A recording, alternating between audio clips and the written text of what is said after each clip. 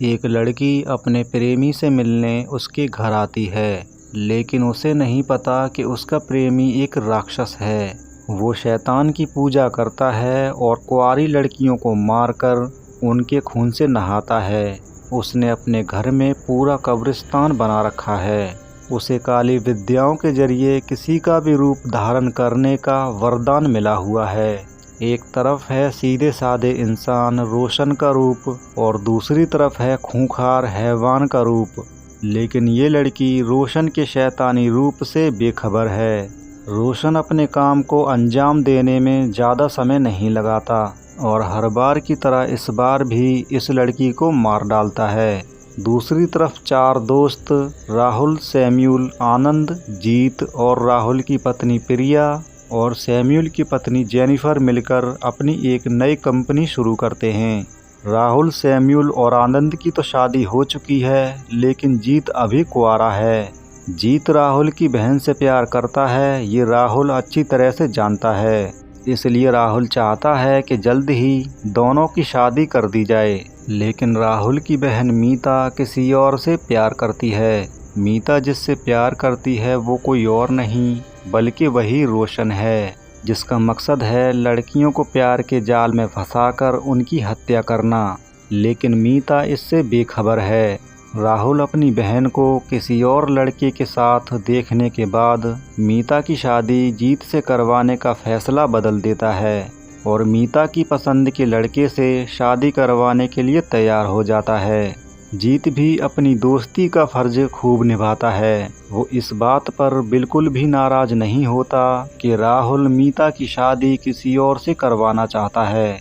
एक दिन राहुल, आनंद और जीत मीता के रिश्ते की बात करने रोशन के घर जाते हैं। वहीं देखते हैं कि रोशन एक कमरे में किसी और लड़की के साथ है। इसे देखने के बाद तीनों रोशन को पता चले बिना ही उसके घर से लौट जाते हैं। तीनों के जाने के बाद रोशन उस लड़की को भी मार देता है, लेकिन मीता राहुल और उसके दोस्तों की बातों पर यकीन नहीं करती। वो समझती है कि राहुल उसकी शादी जीत से करवाने के लिए झूठ बोल रहा है। मीता अपने भाई की एक नहीं सुनती और घर से भागकर रोशन के पास आ जाती है। लेकिन रोशन भी कहाँ रुकने वाला था। मौका मिलते ही वो मीता को मारने के लिए टूट पड़ता है। दूसरी तरफ राहुल मीता की चिट्ठी पढ़कर जीत और आनंद के साथ रोशन के घर आ जाता है। सही समय पर राहुल और उसके दोस्तों के आने की वजह से मीता बच जाती है, लेकिन रोशन बहुत पावरफुल है। वो तीनों पर भारी पड़ता है। काफ़ी हाथापाई करने के बाद तीनों मिलकर रोशन को काबू में कर ही लेते हैं। इसके बाद रोशन को थाने में बंद कर दिया जाता है, लेकिन रोशन रात में सभी सिपाहियों को पीटकर थाने से भाग जाता है और आ जाता है राहुल के घर मीता को उठाने के लिए। लेकिन उस रात राहुल के सभी दोस्त उसके घर ठहरे हुए थे।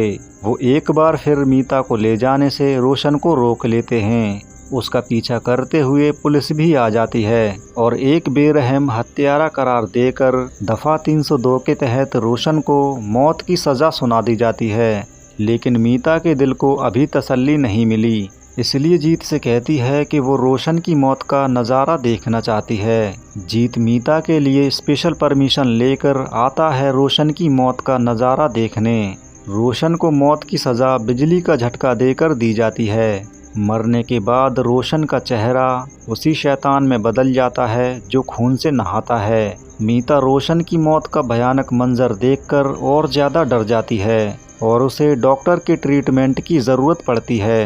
रोशन की मौत का मंजर देखकर राहुल और जीत भी हैरान हैं। पादरी कहता है कि रोशन अभी मरा नहीं है, उसका सिर्फ शरीर मरा है पर आत्मा अभी भी जिंदा है। लेकिन राहुल और जीत पादरी की बातों पर यकीन नहीं करते। उन्हें क्या पता कि अब रोशन की आत्मा मीता के अंदर ही आ चुकी है। मीता एक रात हॉस्पिटल में जाकर उस डॉक्टर को मार देती है जो उसका इलाज कर रहा था।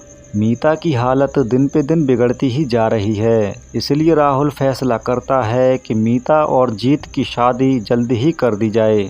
लेकिन मीता की दिमागी हालत देखकर उससे शादी की बात करने की किसी की हिम्मत नहीं होती। इसलिए मीता से शादी की बात जीत की माँ जाकर करेगी। लेकिन जीत की माँ ने राहुल का घर नहीं देखा।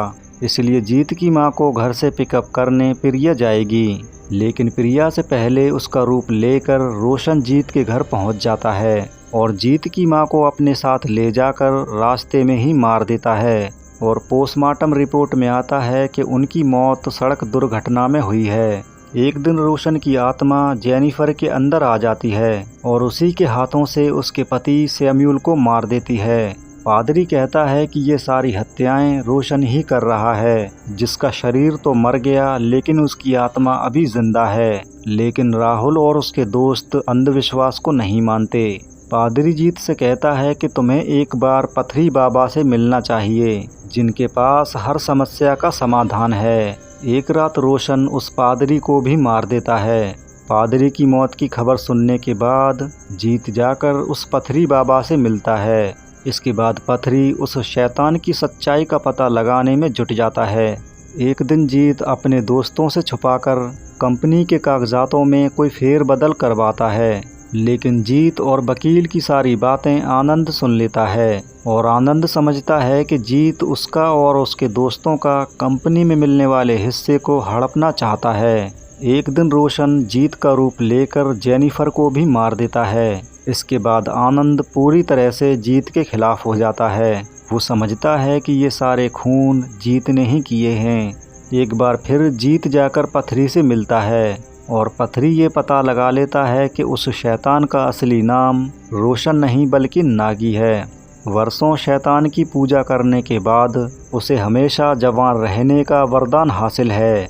पथरी कहता है कि नागी की आत्मा जिस इंसान के शरीर में है, उसके शरीर पर एक निशान है और नागी को पता चले बिना हमें उस निशान को ढूंढना होगा। इसके बाद जीत राहुल से छुपकर सोती हुई मीता के शरीर पर उस निशान को देखता है और पथरी के कहने के मुताबिक मीता के शरीर पर वो निशान मिल जाता है। लेकिन तभी राहुल जीत को अपने घर में मीता के पास देखकर भड़क जाता है। राहुल जीत से कहता है कि सैमुअल और जेनिफर को तुमने ही मारा है और वो कागजात भी तुमने इसलिए तैयार किए हैं ताकि कंपनी में मिलने वाला उनका पूरा हिस्सा तुम्हें मिल जाए। लेकिन जीत उन कागजातों को इसलिए तैयार करवा रहा था ताकि दुर्घटनावश उसे कुछ होने पर कंपनी में मिलने वाला उसका पूरा हिस्सा सैमुअल की विधवा जेनिफर को मिल सके। लेकिन राहुल उसकी बात कहाँ सुनने वाला था, वो तो उसे पीटे ही जा रहा था। आखिरकार जीत भी उस पर हाथ उठा देता है। दोनों एक दूसरे से लड़े ही जा रहे थे। तभी प्रिया आकर दोनों को लड़ने से रोक देती है और जीत वहां से चला जाता है। उसी रात नागी राहुल के शरीर पर काबू पाकर प्रिया को भी मार देता है। प्रिया की मौत के बाद राहुल उस शैतान नागी की आत्मा को खत्म करने का फैसला करता है। इसके बाद राहुल और जीत पथरी के पास जाते हैं। पथरी कहता है कि नागी की आत्मा को नष्ट करने के लिए उसका शरीर खोदकर उसके बनाए कब्रिस्तान में ले जाना होगा।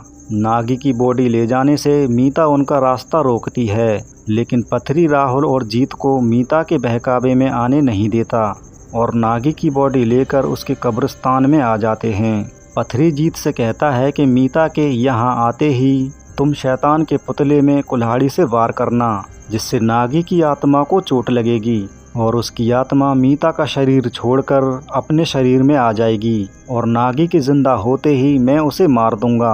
राहुल आग लगाने का सामान लेने के लिए चलता है, तभी मीता उस पर हमला कर देती है। जीत शैतान के पुतले में कुल्हाड़ी मारता है तो नागी की आत्मा मीता का शरीर छोड़कर अपने शरीर में आ जाती है और नागी जिंदा होते ही पथरी को मार देता है। इससे पहले नागी जीत और मीता को भी मारता राहुल आग लेकर आ जाता है। जीत और राहुल मिलकर उस राक्षस को जला देते हैं और इस तरह उस हैवान का अंत हो जाता है। ये फिल्म भी यहीं पर ख़त्म हो जाती है। आपको ये स्टोरी कैसी लगी कमेंट में ज़रूर लिखिए। मिलेंगे फिर किसी और नई स्टोरी के साथ।